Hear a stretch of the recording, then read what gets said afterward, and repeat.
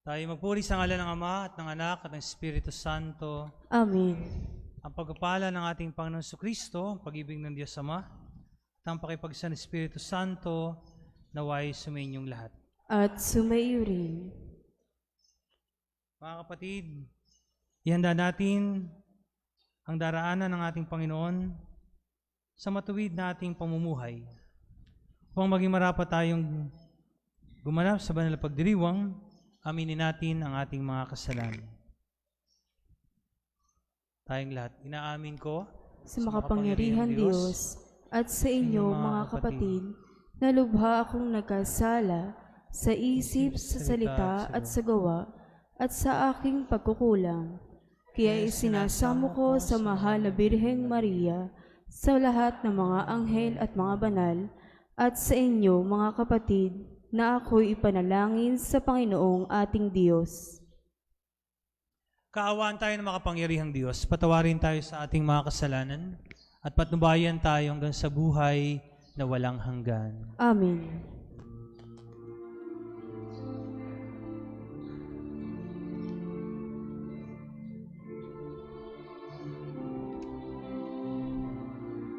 Kaawaan mo kami, Panginoon, kaawaan mo kami. Kristo, kaawaan mo kami. Kaawaan mo kami. Panginoon, kaawaan mo kami. Panginoon, kaawaan mo kami. Manalangin tayo. Ama naming makapangyarihan, bigyan mo kami ng paninindigang tumahak sa landas ng kabutihan. Sa pagdating ni Kristo, makasalubong nawa kaming may mabubuting gawa upang kapiling niya sa gawing kanan, kami makapisan sa iyong pinagaharian. Sa pamamagitan niya, kasama ng Espiritu Santo, magpas sa walang hanggan. Amen.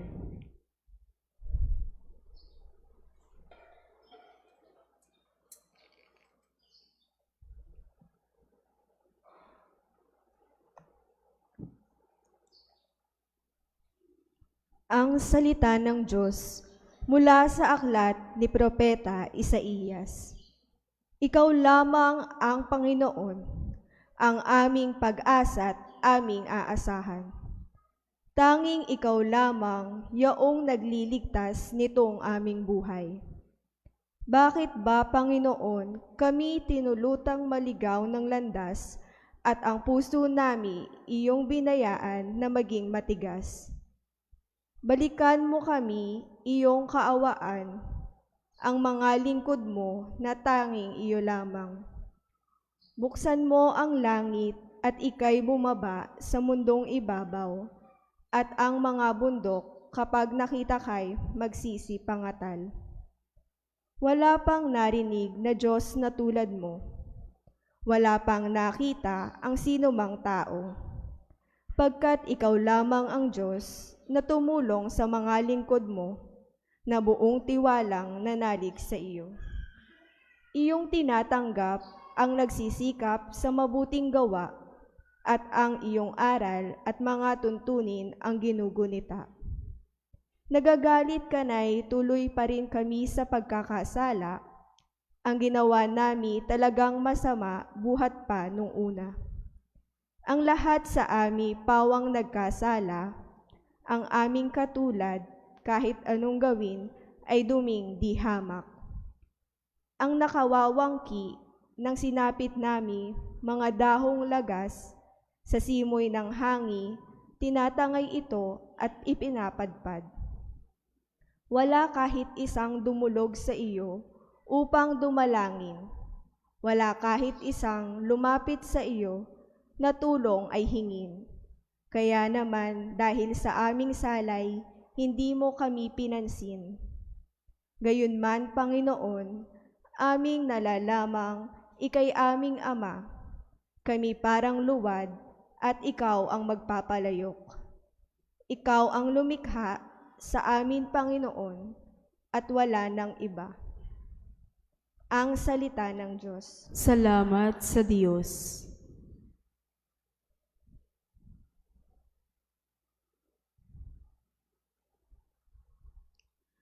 Akitin mo, poong mahal, iligtas kamit ng lawan. Akitin mo, poong mahal, iligtas kamit tanglawan. Pastol ng Israel, kami ay pakinggan. Mula sa trono mong may mga kerubin, kami ay tulungan. Sa taglay mong lakas, kami ay iligtas at tubusin sa hirap. Akitin mo, poong mahal, iligtas kamit tanglawan. Ika'y manumbalik, o Diyos na dakila, pagmasdan mo kami mula sa itaas, at ang punong ito'y muling pagyamanin at iyong iligtas.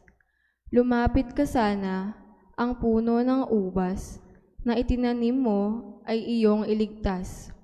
Yaong punong iyon na pinalagumot iyong pinalakas. Akitin mo, poong mahal, iligtas kamit tanglawan.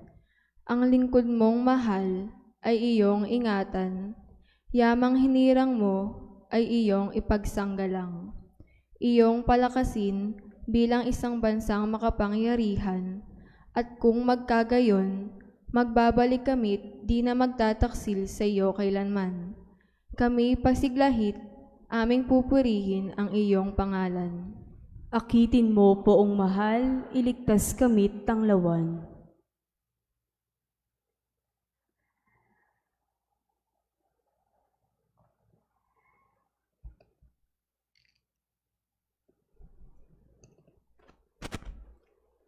Ang salita ng Diyos mula sa unang sulat ni Apostol San Pablo sa mga taga-Korinto. Mga kapatid, sumainyo nawa ang pagpapala at kapayapaan mula sa Diyos na ating Ama at Panginoong Hesukristo. Lagi akong nagpapasalamat sa Diyos dahil sa mga pagpapala niya sa inyo sa pamamagitan ni Kristo Jesus, sapagkat sa inyong pakikipag-isa sa Kanya, kayo'y umunlad sa lahat ng paraan, maging sa pananalita at kaalaman. Ang katotohanang ipinangaral namin tungkol kay Kristo ay malinaw na nakikita sa inyo, ano pat hindi kayo nagkulang sa anumang kaloob na espiritual, habang hinihintay ninyong mahayag ang ating Panginoong Hesukristo. Kayo'y aalalayan niya hanggang sa wakas, upang matagpuan kayong walang kapintasan sa araw ng Panginoong Hesukristo. Tapat ang Diyos na tumawag sa inyo upang kayo'y makipag-isa sa Kanyang anak na si Hesukristo ang ating Panginoon. Ang salita ng Diyos. Salamat sa Diyos.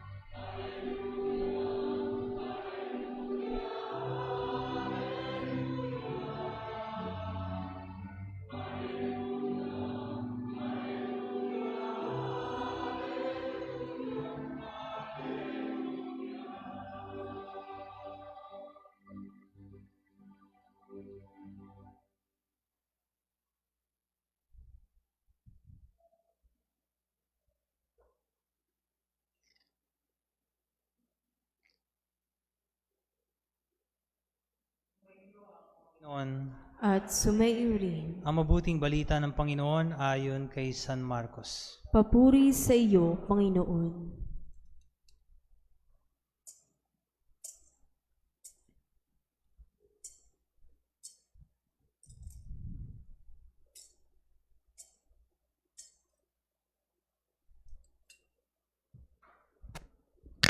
Noong panahon iyon, sinabi ni Jesus sa kanyang mga alagad, "Mag-ingat kayo at maging handa sapagkat hindi nyo alam kung kailan ang takdang oras.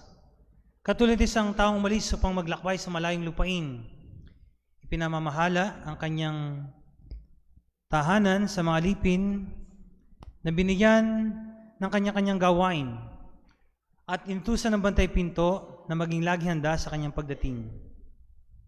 Hindi naman maging handa kayong lagi sapagkat hindi niyo alam kung kailan darating ang punong sambayanan, maaaring sa pagdilim, sa ating gabi, sa madaling araw o kaya sa umaga.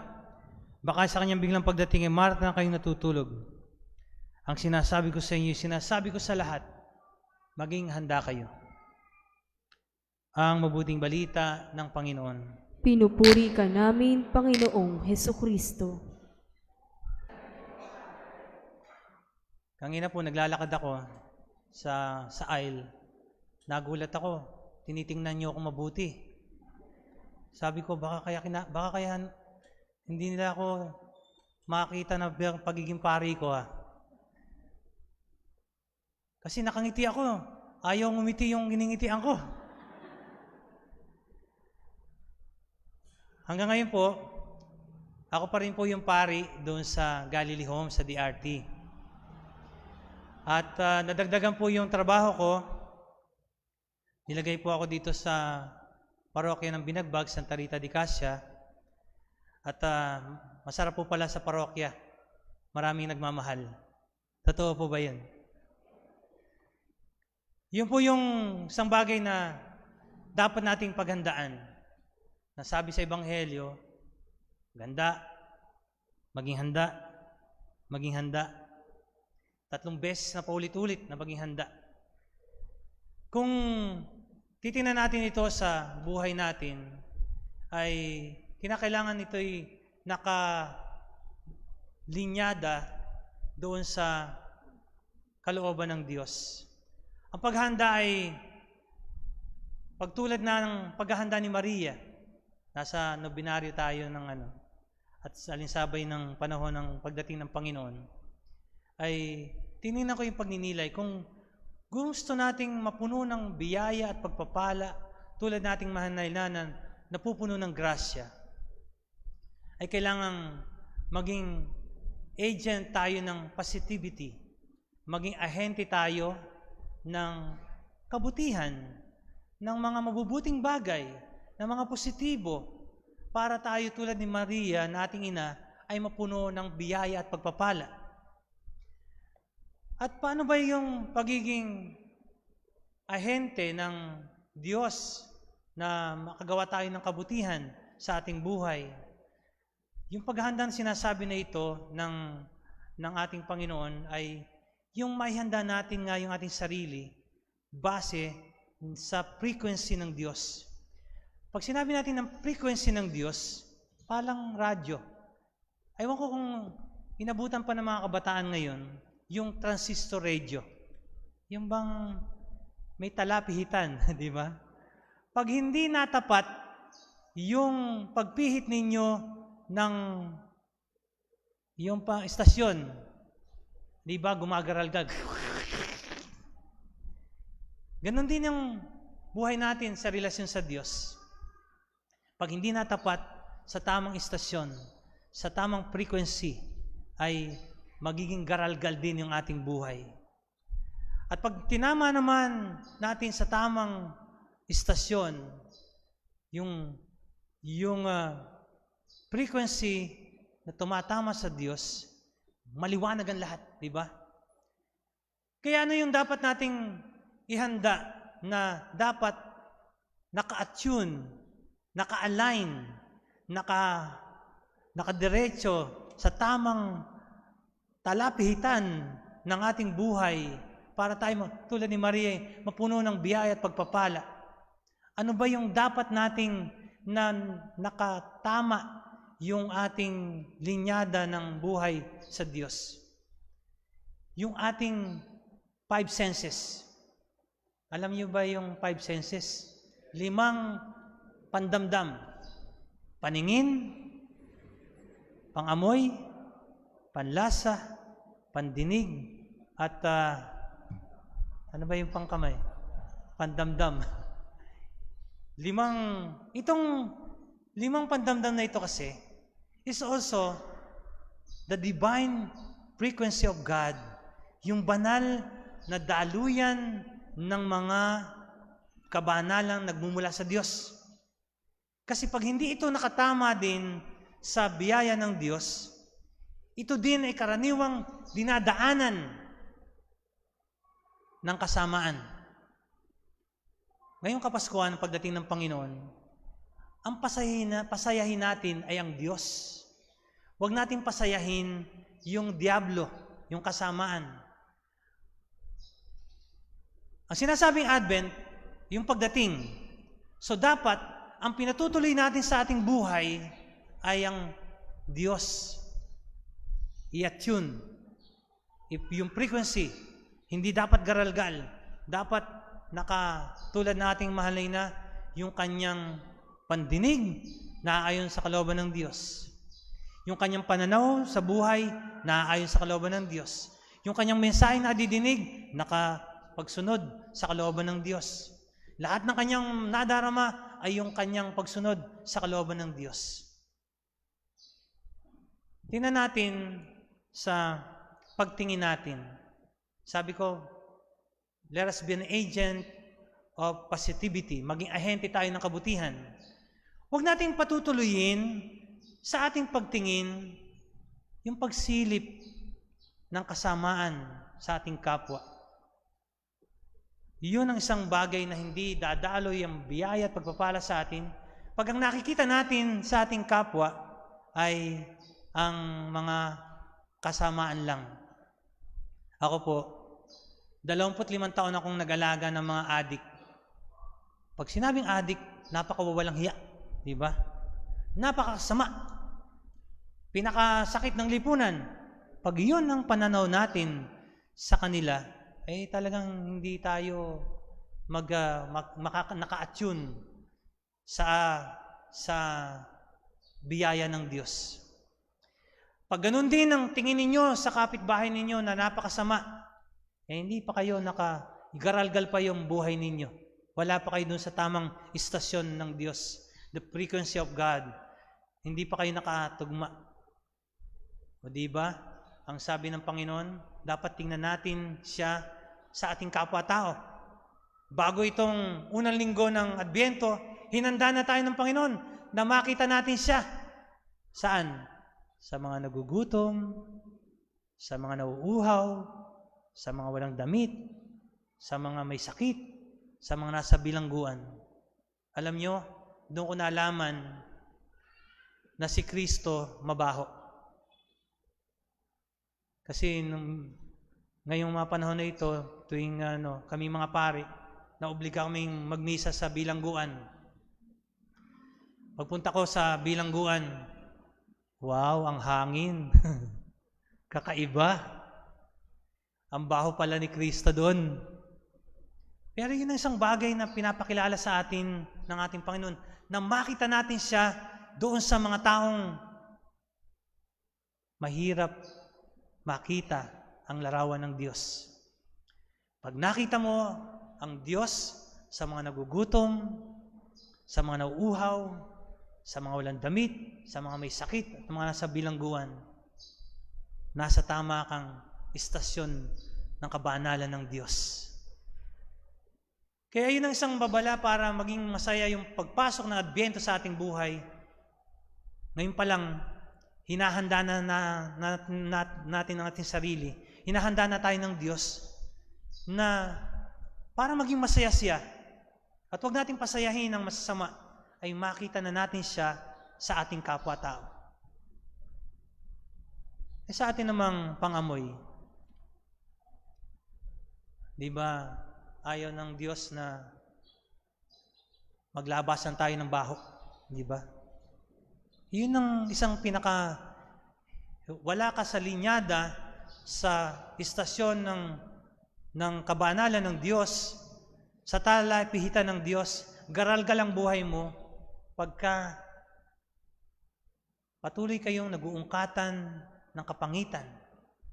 Pag patuloy kayong naglalabas ng mga pangit sa inyong buhay. sa bahay, pag nag-aaway mag-asawa, naglalabasan na ng sama ng loob, ano nakikita na sa isa't isa? Di ba? Sasabihin niya, ikaw demonyo ka, ikaw satanas ka. Hindi na, dahil naglalabasan na ng samaan, hindi na sila na-attune doon sa dapat nilang maamoy na karapat-dapat nilang makita. Kaya, mapapasaya natin ng Diyos yung makita natin yung bango ng kabutihan ng bawat isa. Di ba, mahalimuyak naman talaga yung kabutihan.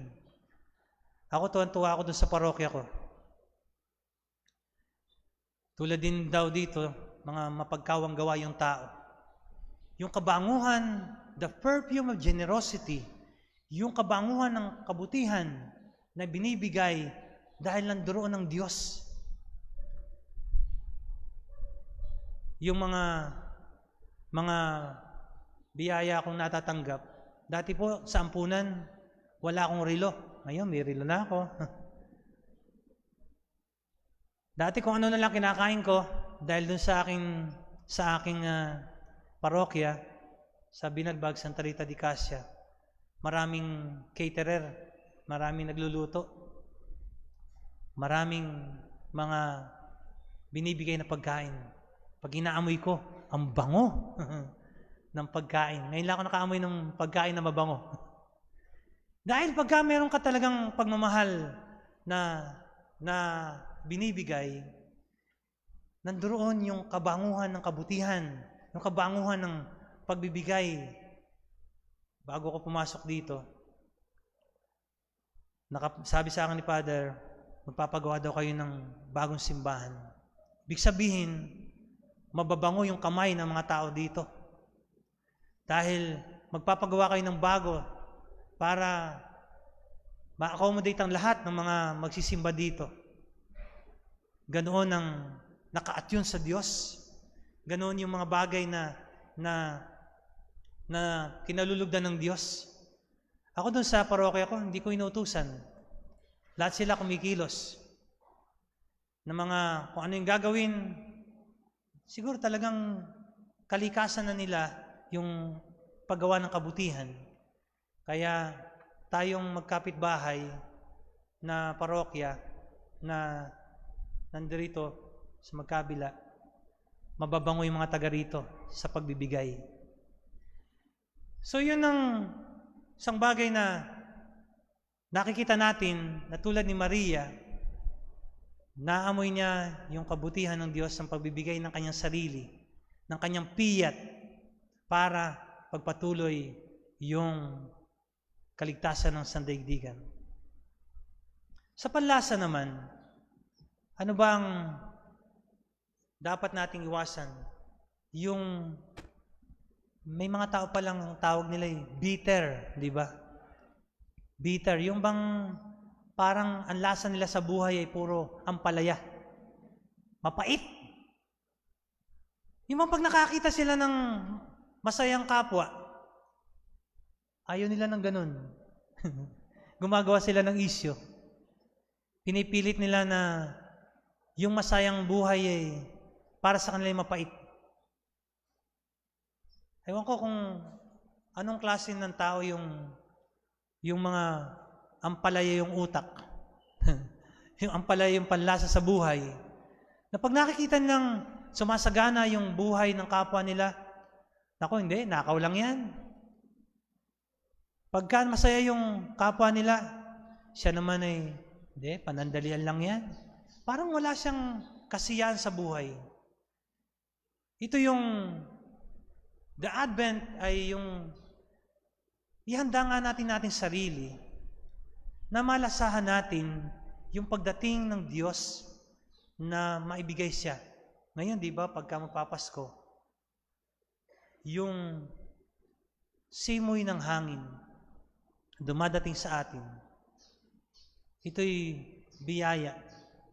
Na para sa iba, kung siya'y bitter, nako, magkakasakit na naman ako. Hindi nakita yung kagandahan ng kasarapan ng dadating na simoy ng ng buhay na ito. Ito yung isang bagay na dapat malasahan natin na sa bawat sandali ng ating buhay ay nandoon ng Diyos. Yun ang bagay na dapat nating ihanda ngayong Adbyento ng darating na Kapaskuhan. May pagsubok, may kalungkutan, pero dapat makikita pa rin natin yung sarap ng buhay na kaloob ng Diyos, na makita natin yung mga bagay na ito ay mayroon siyang pinararating na kabutihan sa ating buhay. Kaya yun ang isang bagay na na-attune ka na, pag nalalasahan mo, yung hirap ay pakikibahagi sa paghihirap ni Kristo. Tama ang iyong landasin ng buhay.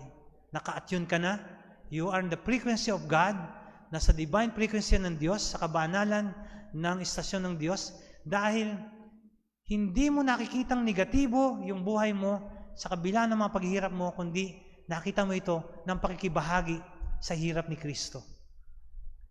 Iyon ang pakikiisa sa istasyon ng ating Panginoon. Walang garal-galang buhay kahit mahirap, kahit may problema, dahil alam mo na nandoon ka kasama ng mo ang Diyos. At siyempre, sa ating pandinig, ay huwag natin patuloyin yung mga sitsitan sa buhay. Yung mga sinasabi nilang mga marites na buhay, na yung bang tinatanggap lang natin na yung mga pangit na naririnig natin sa ating kapwa. Eto, para tama ang landasin mo, pakinggan mo kung ano yung pangit na narinig mo sa kapwa mo. At gumawa ka ng paraan para yung garalgal ng kanilang buhay ay ma-attune mo sa frequency ng Diyos, sa istasyon ng Diyos. Na kung mali, dahil sa iyong pagmamarites, gumawa ka ng pamamaraan kung paano mo ito maitatama sa kanilang buhay. Kung pag-aaway, yung narinig mo, gumawa ka ng paraan kung paano mo ito maipagkakasundo. Iyon ang isang pamamaraan ng tunay na nasa linyada ka ng istasyon ng Diyos, na sa tama kang daanan ng kabanalan ng Diyos. Iyon ang isang naging gampanin ng ating mahal na ina. Nung narinig niya ang mensahe ng anghel sa kanya, isinakatuparan niya ito ng naayon sa kalooban ng Diyos. Kaya kung anong narinig natin, positibo man, negatibo man, ito ay dapat na pagdadaluyan ng kabutihan sa ating kapwa-tao. Lastly, yung ating pandama, na hindi lamang yung madama natin yung mga pagpaplano ng ikasasama ng ating kapwa, yung ikasasama ng kanilang buhay. Pinakamahirap sabihin na naghihirap na nga, ay sasabihin mo pa na buti nga sa'yo. Yung pakiramdam mo na dapat ay makiisa ka dun sa nararamdaman ng tao, ay hindi mo dapat gawing garalgal ang buhay mo para ikasama mo din. Bagkos, itama mo yung damdamin mo ng pakikiisa sa paghihirap ng tao. Paano kung ikaw nasa kanyang sitwasyon? Ikaw malagay doon sa kanyang kalalagayan. Yun ang isang dapat ngang ipagdadasal na lang natin, na sa kanyang sitwasyon ay makawala siya sa hirap ng kanyang nararamdaman.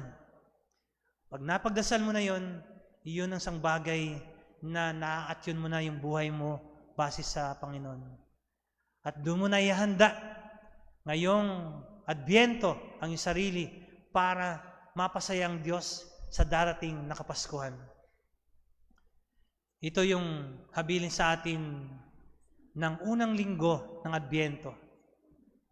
Natutuwa ako dahil ito yung unang araw ng kalendaryo ng ating simbahan.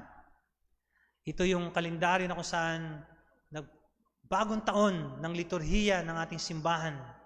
At ito din yung unang araw na ipagdiriwang natin ang paghahanda ng ating Panginoon. Naihanda natin ang ating mga sarili na maging ahente ng kanyang kabutihan sa pamamagitan ng pagpapabanal ng ating mga nararamdaman na binigay sa ating senses ng Diyos. Magindaan tayo ng kabutihan ng Diyos upang marating natin ang buhay na walang hanggan. Amen. Magsitayo ang lahat. Ipahayag natin ang ating pananampalataya.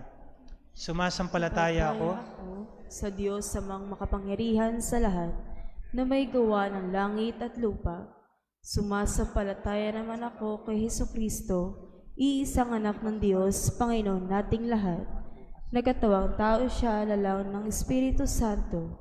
Ipinanganak ni Santa Maria Birhen. Pinagpakasakit ni Poncio Pilato. Ipinako sa krus, namatay, inilibing. Nanaog sa kinaroroonan ng mga yumao. Nang may ikatlong araw na buhay na mag-uli, umakyat sa langit. Naluluklok sa kanan ng Diyos amang makapangyarihan sa lahat. Doon nagmumula ang paririto at huhukom sa mga nabubuhay at nangamatay na tao. Sumasampalataya naman ako sa Diyos Espiritu Santo, sa banal na simbahang katolika, sa kasamahan ng mga banal, sa kapatawaran ng mga kasalanan, sa pagkabuhay na maguli ng nangamatay na tao, at sa buhay na walang hanggan. Amen. Naparito si Kristo upang tayo iligtas at nangako na babalik muli sa wakas ng panahon. Manalangin tayo na parating maging handa at tanggapin siya. Ating sambitin, Halina Jesus, halina. Halina, Jesus, halina.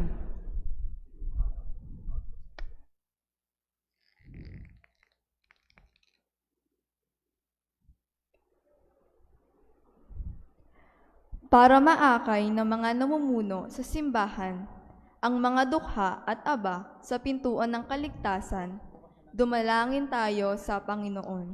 Halina, Jesus, halina.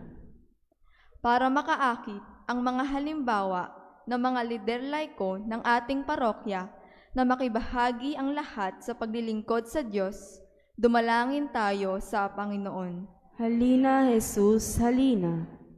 Para patuloy na tahakin ng mga may kapansanan ang landas patungo kay Jesus at sa kanyang paghahari, dumalangin tayo sa Panginoon. Halina, Jesus, halina. Para maging tunay ang ating paghahanda sa pagdating ng Panginoon bilang sambayanang nagbabahaginan, dumalangin tayo sa Panginoon. Halina, Jesus, halina. Para tanggapin ng mga yumao ang buhay na inilaan sa mga tapat, dumalangin tayo sa Panginoon. Halina, Jesus, halina.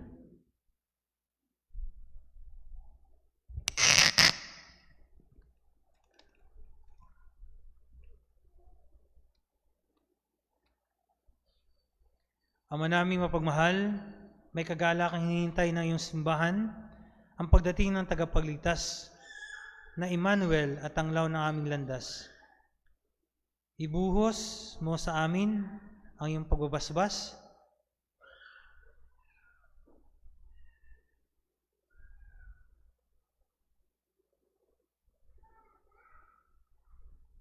habang aming pinagniningas ang kandila ng koronang ito na sumasagisag sa liwanag ni Kristo na aming Panginoon magpa sa walang hanggan.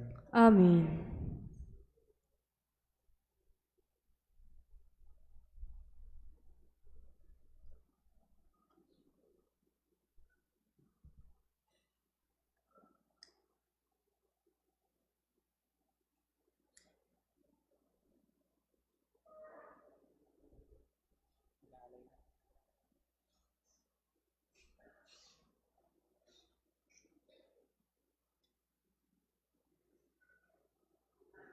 Magsiupo at tumawid tayo sa pag-aalay.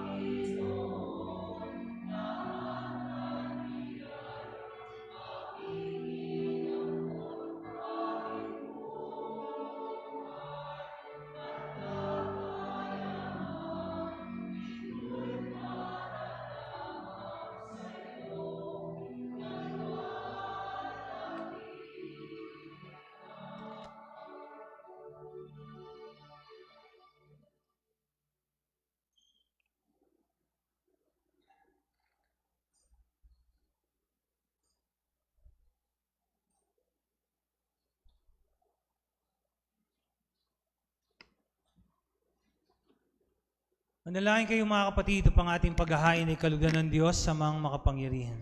Tanggapin nawa ng Panginoon itong paghahain sa iyong mga kamay, sa kapurihan niya at karangalan sa ating kapakinabangan at sa buong sambayanan niyang banal. Ama naming lumikha, tanggapin mo ang aming mga alay na ikaw rin ang nagbigay. Magdulot nawa ito ng gantimpalang kaligtasan na ngayon pa man ay amin ang pinakikinabangan. Sa pamamagitan ni Jesucristo, kasama ng Espiritu Santo, magpa sa walang hanggan. Amen. Sumainyo ang Panginoon. At sumayo rin. Itaas sa Diyos ang inyong puso at diwa. Itinaas na namin sa Panginoon. Salamatan natin ang Panginoong ating Diyos. Marapat na siya ay pasalamatan. Ama naming makapangyarihan, tunay ngang marapat na aming pasalamatan sa pamamagitan ni Jesucristo na aming Panginoon. Siya'y sinugong mo pang matupad ang iyong magandang balak para sa lahat. Hindi mo kinayang mamuhay ng mahirap upang mapakasama niya kaming matapat. Siya naging dinaiba sa amin upang maitampok niya kami sa iyong piling. Sa kanyang lantarang muling pagdating, ang pakisama niya ay puspusang magniningning at ang pangako niyang kapanapanabik ay nasa naming lubos na makakamit. Kaya kaysa ng mga anghel nagsisiyawit ng papuri sa iyo, nang walang humpay sa kalangitan, kami nagbubunyi sa iyong kadakilan. Santo, Santo, Santo, Panginoong Diyos ng mga hukbo, napupuno ang langit at lupa ng kadakilaan mo. Hosana sa kaitaasan, pinagpalang naparirito sa ngalan ng Panginoon.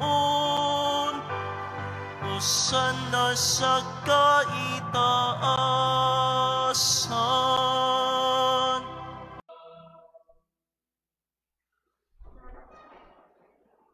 Ama naming banal, ikaw ang bukal ng tanang kabanalan. Kaya't sa pamagitan ng Espiritu, gawin mong banal ang mga kaloob na ito, ang para sa amin, maging katawan at dugo ng aming Panginoong Hesukristo. Bago niya pinagtiis ang kusang loob na maging handog, hinawakan niya ang tinapay, pinasalamatan kaniya. Nagati-hati niya yun, iniabot sa kanyang mga alagad at sinabi, tanggapin ninyong lahat ito at kanin. Ito ang aking katawan na ihahandog para sa inyo.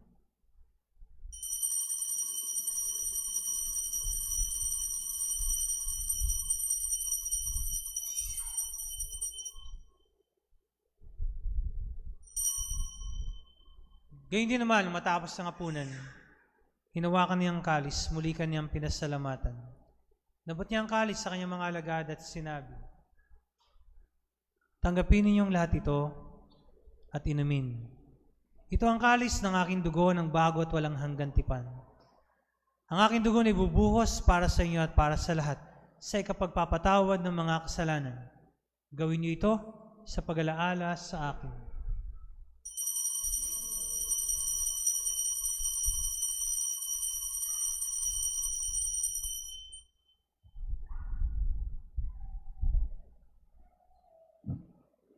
Ipagbunyi natin ang misteryo ng pananampalataya. Si Kristo'y namatay, si Kristo'y nabuhay, si Kristo'y babalik sa wakas ng panahon.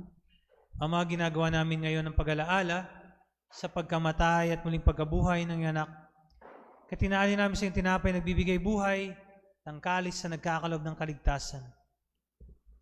Kami nagpapasalamat dahil kami yung minarapat na tumayo sa harap mo para maglingkod sa iyo. Isinasamo namin kami magsasalo-salo sa katawan at dugo ni Kristo ay mabuklod sa pagkakaisa sa pamamagitan ng Espiritu Santo. Ama, lingapin mo yung simbang laganap sa buong daigdig. Puspusin mo kami sa pag-ibig. Kaisa ni Francisco naming Papa at ni Dennis naming Obispo at ng Tanang Kaparian. Alalahanin mo rin ang mga kapatid naming nahimlay na may pag-asa sila muling mabubuhay, gayon din ang lahat ng mga pumanaw. Kaawa mo sila at patuloyin sa iyong kaliwanagan. Kaawa mo at pagindapating kaming lahat na makasalo sa iyong buhay na walang wakas. Kaysa ng mahal na Birheng Maria na ina ng Diyos, ang Immaculada Concepcion. Kaysa ng mga apostol at lahat ng mga banal na namuhay dito sa daigdig ng kalugod-lugod sa iyo.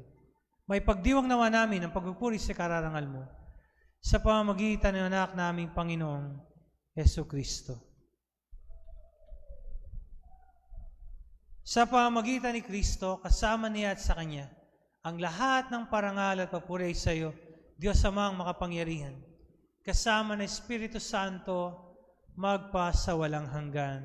Amen. Sa tagubilin ng mga nakagagaling na utos at turo ni Jesus na Panginoon natin at Diyos, ipahayag natin ang lakas loob. Ama namin, sumasalangit ka, sambahin ang ngalan mo, mapasa amin ang kaharian mo, sundin ang loob mo dito sa lupa para nang sa langit. Bigyan mo kami ngayon ng aming kakanin sa araw-araw at patawarin mo kami sa aming mga sala para nang pagpapatawad namin sa nagkakasala sa amin at huwag mo kaming ipahintulot sa tukso at iadya mo kami sa lahat ng masama. Hinihiling namin kami adya sa lahat ng masama. Pagkalooban ng kapayapaan araw-araw, iligtas sa kasalanan at ilayo sa lahat ng kapahamakan. Samantalang aming pinanabikan ng dakilang araw ng pagkapahayag ng tagapagligtas naming si Hesus Kristo. Sapagkat iyo ang kaharian at ang pangyarihan at ang kapurihan magpakailanman. Amen. Panginoon Hesus Kristo, sinabi mo sa mga apostol, kapayapaan ang iniwan ko sa inyo, aking kapayapaan ay binibigay ko sa inyo. Tungayan mo ang aming pananampalataya at huwag ang aming mga pagkakasala. Pagkalooban mo kami ng kapayapaan at pagkakaisa ayon sa iyong kalooban, kasama ng Espiritu Santo, magpa sa walang hanggan. Amen. Ang kapayapaan ng Panginoon ay lagi nawang sumainyo. At sumaiyo rin. Bigayan po kayo ng kapayapaan sa isa't isa.